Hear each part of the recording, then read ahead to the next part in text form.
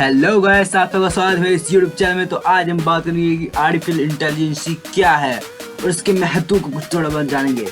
तो शुरू करते हैं इस वीडियो को। What is artificial intelligence? तो शुरू करते हैं। हम मनुष्यों को इस पृथ्वी में सबसे सर्वोच्च मानने वाली चीज है इंटेलिजेंस। इसने हमारी स्किल इंप्रूव करने और मानव सभ्यता की स्थापना में सबसे अहम भूमिका निभाई है। आज अगर इंसानों ने टेक्नोलॉजी के क्षेत्र में इतना विकास किया है तो उसमें हमारे ह्यूमन ब्रेन का सबसे बड़ा हाथ है। अपनी इस बुद्धि के बल पर इंसानों ने कई आविष्कार किए हैं और ये बताने वाली बात नहीं है कि हर आविष्कार ने मनुष्य की जिंदगी को एक नई दिशा दी है। जब कंप्यूटर बने थे तो किसी ने सोचा तक नहीं था कि हम भविष्य में स्मार्टफोन जैसी किसी चीज़ का इस्तेमाल कर पाएंगे, लेकिन आज ये हमारी ज़िंदगी का हिस्सा ही नहीं बल्कि हमारे किसी भी काम में बहुत मदद करता है। पिछले कुछ सालों में टेक्नोलॉजी को एक अलग स्तर में ले जाने के लिए कंप्यूटर साइंस के कुछ साइंटिस्ट ने AI कॉन्सेप्ट को दुनिया के सामने रखा था। इसका मूल मकसद ऐसे कंप्यूटर कंट्रोल रोबोट या स्मार्ट सॉफ्टवेयर बनाना था जो कि इंसानों की तरह सोचकर किसी समस्या का हल निकाल सकें। लेकिन कई दूसरे साइंटिस्टों का मानना है कि टेक्नोलॉजी में इस तरह के डेवलपमेंट मशीनों को सुपर इंटेलिजेंस बना सकता है जो आगे चलकर मानव अस्तित्व के लिए खतरा पैदा करेगा। आर्टिफिशियल इंटेलिजेंस या मशीन लर्निंग इंसानों के लिए कितनी फ़ायदेमंद होगी यह तो आने वाला भविष्य बताएगा। फिलहाल अभी हम आपको बताते हैं कि आर्टिफिशियल इंटेलिजेंस क्या है। तो आर्टिफिशियल या कृत्रिम बुद्धि कंप्यूटर साइंस की एक शाखा है, ब्रांच है, जो ऐसी मशीनों को विकसित कर रही है जो मनुष्य की तरह सोच सके और कार्य कर सके, जैसे आवाज़ की पहचान, समस्या को सुलझाना, लर्निंग और प्लानिंग। यह मनुष्य और जानवरों के द्वारा प्रदर्शित नेचुरल इंटेलिजेंस के विपरीत मशीन द्वारा प्रदर्शित इंटेलिजेंस है। इसके द्वारा एक ऐसी कंप्यूटर कंट्रोल रोबोट या सॉफ्टवेयर बनाने की योजना है जो वैसे ही सोच सकें जैसे ह्यूमन माइंड सोचता है। आर्टिफिशियल इंटेलिजेंस को इसमें परिपूर्ण बनाने के लिए उसे लगातार तैयार किया जा रहा है। इसके प्रशिक्षण में इसे मशीनों से अनुभव सिखाया जाता है, नई इनपुट के साथ तालमेल बनाने और मानव जैसे कार्यों को करने के लिए तैयार किया जाता है। तो कुल मिलाकर आर्टिफिशियल इंटेलिजेंस के उपयोग से ऐसी मशीनें बन रही हैं जो अपने एनवायरनमेंट के साथ इंटरेक्ट करके प्राप्त डाटा पर खुद बुद्धिमानी से कार्य कर सकती हैं। यानी अगर फ्यूचर में AI कॉन्सेप्ट और मजबूत होता है तो ये हमारे दोस्त जैसा होगा। अगर आपको कोई प्रॉब्लम आएगी तो उसके लिए क्या करना है ये आपको खुद सोचकर बताएगा। मूल रूप से आर्टिफिशियल इंटेलिजेंस एक मशीन या कंप्यूटर प्रोग्राम की सोचने और सीखने की क्षमता है। ये अवधारणा इस विचार पर आधारित है कि मशीनों को कितना सक्षम बनाया जाए कि वह खुद किसी समस्या के बारे में इंसानों की तरह सोच उस पर कार्य कर सके और उससे सीखे।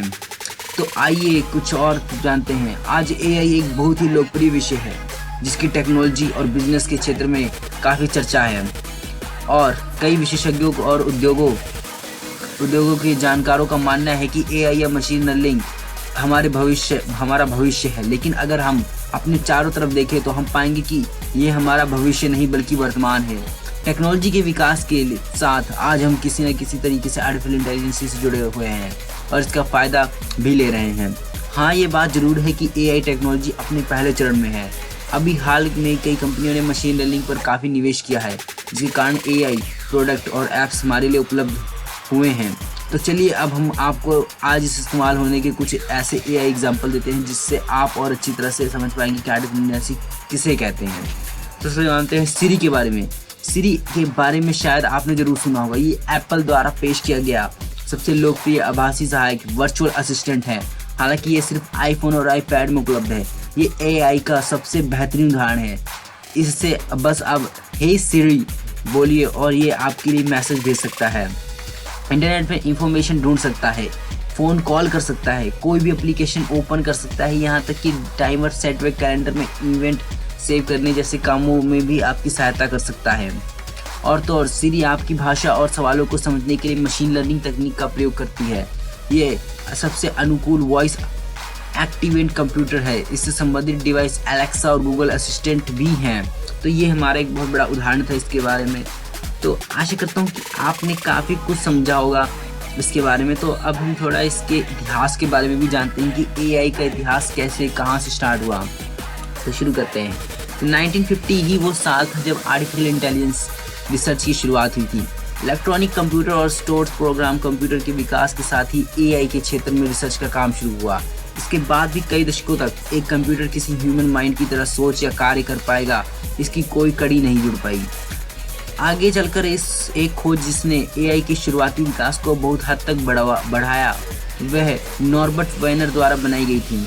इन्होंने यह सिद्ध किया कि इंसानों के सभी बुद्धिमान व्यवहार प्रतिक्रिया तंत्र के परिणाम होते हैं। मॉडर्न एआई की दिशा में एक और कदम तब बढ़ा जब लॉजिक थ्योरिस्ट का निर्माण हुआ। 1955 में न्यूएल और सीमन द्वारा डिजाइन किया गया यह फास्ट एआई प्रोग्राम माना जा सकता है। आर्टिफिशियल इंटेलिजेंस के जनक कौन थे? कई शोध के बाद अंततः जिस व्यक्ति ने आर्टिफिशियल इंटेलिजेंस की नींव रखी वह थे एआई के जनक जॉन मैककार्थी। ये एक अमेरिकन साइंटिस्ट थे। एआई के क्षेत्र में और विकास करने के लिए उन्होंने 1956 में एक सम्मेलन the Dartmouth summer research project on artificial intelligence का आयोजन किया, जिसमें वो सभी लोग भाग ले सकते थे जो मशीन इंटेलिजेंस में रुचि रखते थे। इस सम्मेलन का मकसद रुचि रखने वाले लोगों की प्रतिभा और विशेषता को आकर्षित करना था ताकि वह इस काम में मैककार्थी की मदद कर सकें। बाद के वर्षों में एआई रिसर्च सेंटर का गठन कार्नेगी मेलन यूनिवर्सिटी के साथ साथ मैसाचुसेट्स इंस्टीट्यूट ऑफ टेक्नोलॉजी में हुआ। इसके साथ ही एआई की कई चुनौतियों का सामना भी करना पड़ा। पहली चुनौती जो उनके सामने थी एक ऐसे सिस्टम का निर्माण करना जो बहुत कम खोज करके किसी समस्या को कुशलता से हल कर सके। दूसरी चुनौती ऐसी सिस्टम का निर्माण जो खुद से किसी कार्य को सीख सकता हो। आर्टिफिशियल इंटेलिजेंस के क्षेत्र में पहली सफलता तब मिली जब 1957 में न्यूएल और सीमन द्वारा एक जनरल प्रॉब्लम सॉल्वर यानी कि जीपीएस नामक नोवेल प्रोग्राम बनाया गया। ये वाइनर के फीडबैक सिद्धांत का विस्तार था। इसके जरिए सामान्य ज्ञान की समस्या को अधिक से अधिक समाधान किया जा सकता था। एआई हिस्ट्री ऑफ 1958 में जॉन मैककार्थी द्वारा LISP लैंग्वेज का निर्माण किया गया। इसे जल्द ही कई एआई रिसर्च द्वारा अपनाया गया था और ये आज भी उपयोग में है। तो आशा करता हूँ दोस्तों आपको हमारे इस वीडियो पसंद आया होगा। अगर पसंद आया तो please like share and comment जरूर कीजिएगा ताकि आप हमारे आने वाले वीडियो को देखते रहो। Thanks guys for watching this video.